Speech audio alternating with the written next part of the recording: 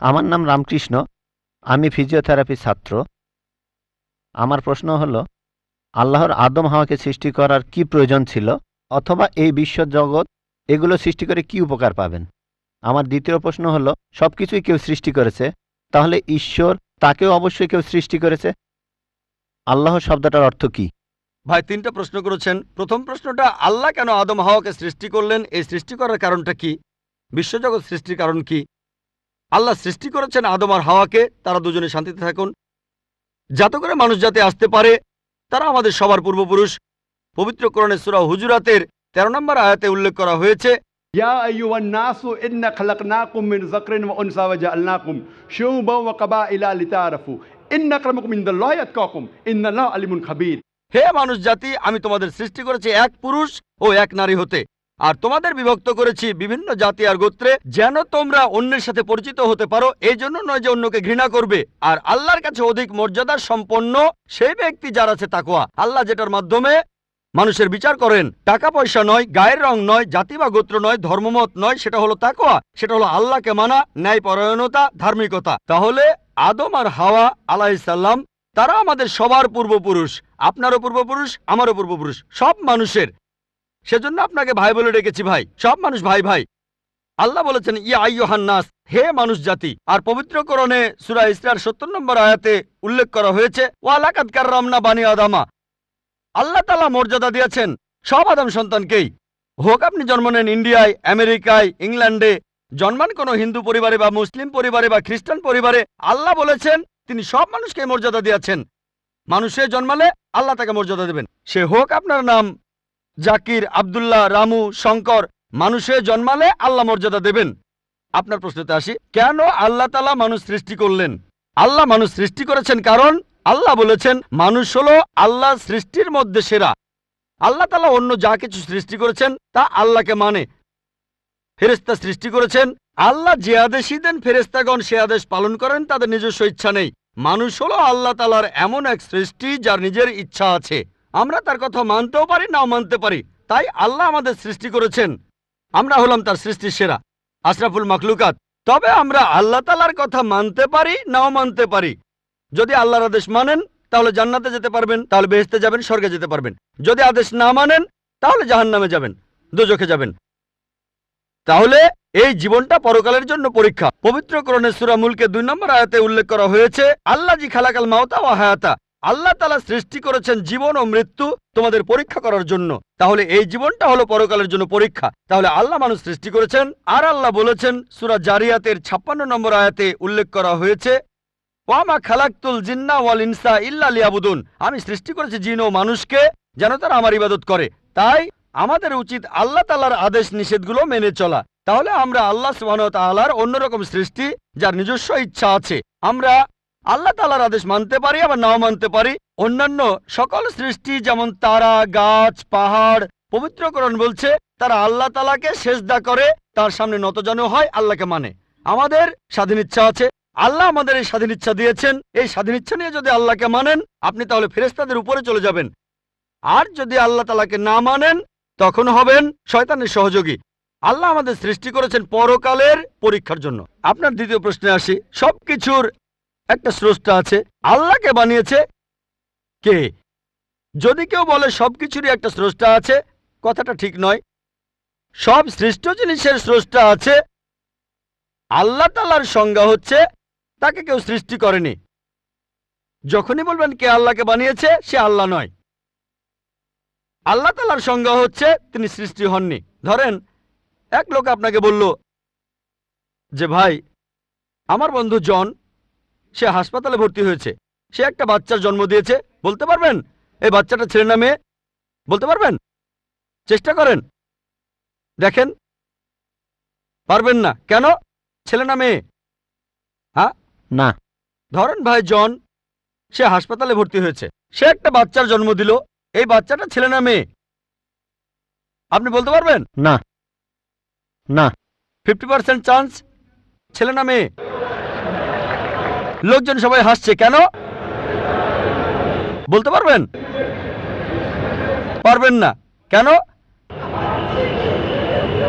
যে উত্তরই বলেন সেটা কি ঠিক হবে? চেষ্টা করে দেখেন, যে বাচ্চাটা জন্মালো সে কি ছেলে না মেয়ে?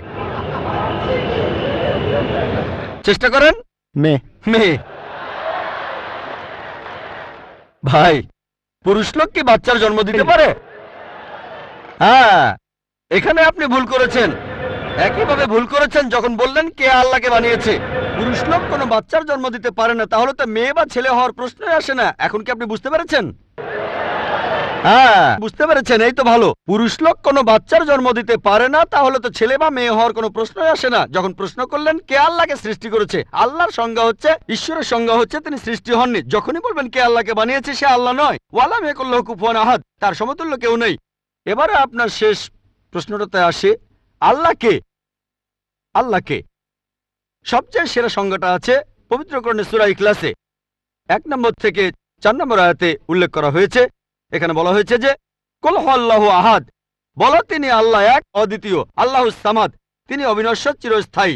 লাম ইয়ালিদ ওয়া লাম ইউলাদ, তিনি জন্ম নেননি, কাউকে জন্ম দেননি। ওয়া লাম ইয়াকুল্লাহু কুফুয়ান আহাদ, তার সমতুল্য কেউ নেই। এই হলো 4 লাইনের সংজ্ঞা আল্লাহ সুবহানাহু ওয়া তাআলার। যদি কোনো মানুষ, যদি কেউ বলে যে অমুক লোকটা আল্লাহ, সেই লোক যদি এই 4টা শর্ত পূরণ করতে পারে, আমাদের মুসলিমদের কোনো আপত্তি থাকবে না সেই লোককে আল্লাহ বলে মেনে নিতে। 4 লাইনের সংজ্ঞা, এটাই হলো ধর্মের লিটমাস টেস্ট। আল্লাহ তাআলার সংজ্ঞা প্রথমটা হলো কুল হুয়াল্লাহু আহাদ, বলো তিনি আল্লাহ এক, অদ্বিতীয়। আল্লাহুস সামাদ, আল্লাহ বিনশ্বর, চিরস্থায়ী। লাম ইয়ালিদ ওয়া লাম ইউলাদ, তিনি জন্ম নেননি, কাউকে জন্ম দেননি। ওয়া লাম ইয়াকুল্লাহু কুফুয়ান আহাদ, তার সমতুল্য কেউ নেই। যদি হিন্দু ধর্মগ্রন্থগুলো পড়েন, সেখানেও একই রকম কথা বলা হয়েছে, কুল হুয়াল্লাহু আহাদ। এটা পাবেন আপনাদের ছান্দোগ্য উপনিষদে 6 নম্বর অধ্যায় 2য় অনুচ্ছেদের 1ম পরিচ্ছেদে। এক্কামে বিদিতাম, ঈশ্বর মাত্র একজন, দ্বিতীয় কেউ নেই।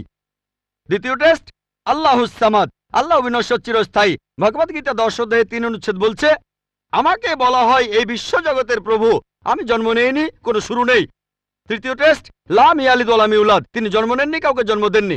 আর শ্বেতাক্ষেত্র উপনিষদে আছে 6 নম্বর অধ্যায়ের 9 অনুচ্ছেদে, নাচাই সাকাসিজ জানিতা নাচা দীপা, ঈশ্বরের কোনো প্রভু নেই, তার কোনো বাবা মা নেই। মহান ঈশ্বরের কোনো বাবা নেই, তার কোনো মা নেই। তারপর ওয়ালাম ইয়াকুল্লাহু কুফুয়ান আহাদ, তার সমতুল্য কেউ নেই। আর শ্বেতাক্ষেত্র উপনিষদে বলা হয়েছে 4 নম্বর অধ্যায়ের 19 অনুচ্ছেদে আছে। এছাড়াও যজুর্বেদ 32 অধ্যায়ের 3 অনুচ্ছেদে বলা হয়েছে, নাতাস্তি প্রতিমা আস্তি, মহান ঈশ্বরের কোনো প্রতিমা নেই, কোনো মূর্তি নেই, কোনো ছবি নেই, কোনো ফটোগ্রাফ নেই, কোনো ভাস্কর্য নেই। এটা কে বলেছে? যজুর্বেদ 32 অধ্যায় 3য় অনুচ্ছেদ বলেছে একই কথা, ওয়ালাম ইয়াকুল্লাহু কুফুয়ান আহাদ। যদি কেউ বলে যে অমুক লোকটা হচ্ছে আল্লাহ, যদি সেই লোক এই 4টা শর্ত পূরণ করে, আমরা মুসলিমরা কোনো রকম আপত্তি ছাড়াই সেই লোককে আল্লাহ বলে মেনে নেব। যেমন ধরেন, কিছু লোক বলে ভগবান রজনীশ হলেন মহান ঈশ্বর।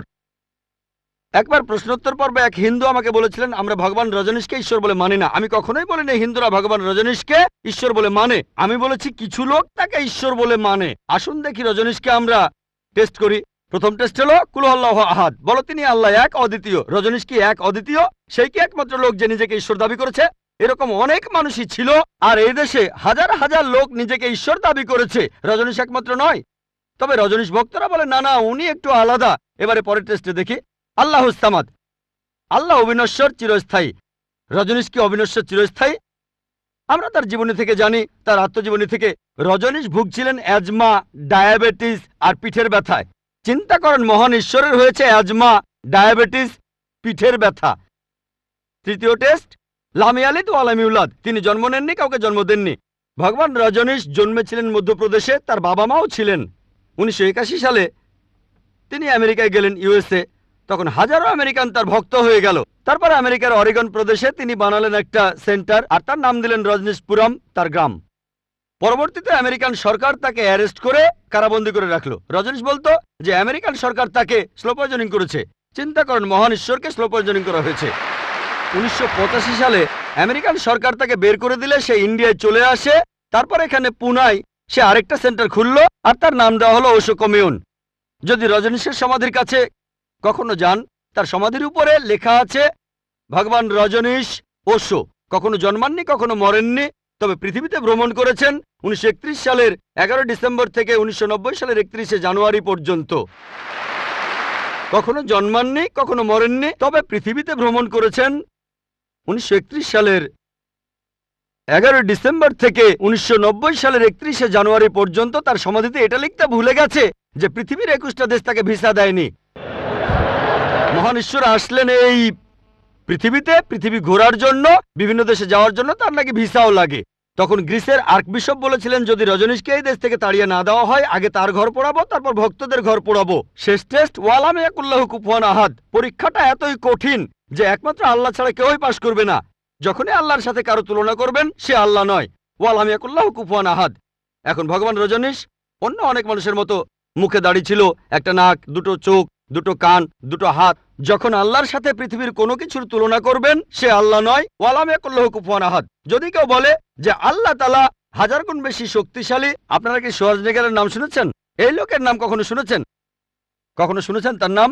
এই লোক একটা সময় ছিল মিস্টার ওয়ার্ল্ড, মিস্টার ইউনিভার্স, পৃথিবীর সবচেয়ে শক্তিশালী লোক, বিশ্বজগতের সবচেয়ে শক্তিশালী লোক। যখনই আল্লাহকে তুলনা করবেন কোনো কিছুর সাথে, হোক সেটা আর্নল্ড শোয়ার্জনেগার, হোক সেটা দারা সিং, হোক সেটা কিং কং, হোক সেটা 1000 গুণ বা লক্ষ গুণ, যখনই আল্লাহর সাথে পৃথিবীর কোনো কিছুর তুলনা করবেন, সে আল্লাহ নয়। ওয়ালাম ইয়াকুল্লাহু কুফুয়ান আহাদ। তার সমতুল্য কেউ নাই। তাহলে এই হলো 4 লাইনের সংজ্ঞা আল্লাহ সুবহানাহু ওয়া তাআলার পবিত্র কোরআনে আছে। আপনি যে ঈশ্বরের পূজা করছেন, ভাই, সেই ঈশ্বরকে সূরা ইখলাস দিয়ে টেস্ট করুন। যদি তিনি পাশ করেন, তাহলে সত্যিকারের ঈশ্বর, তা না হলে নকল ঈশ্বর।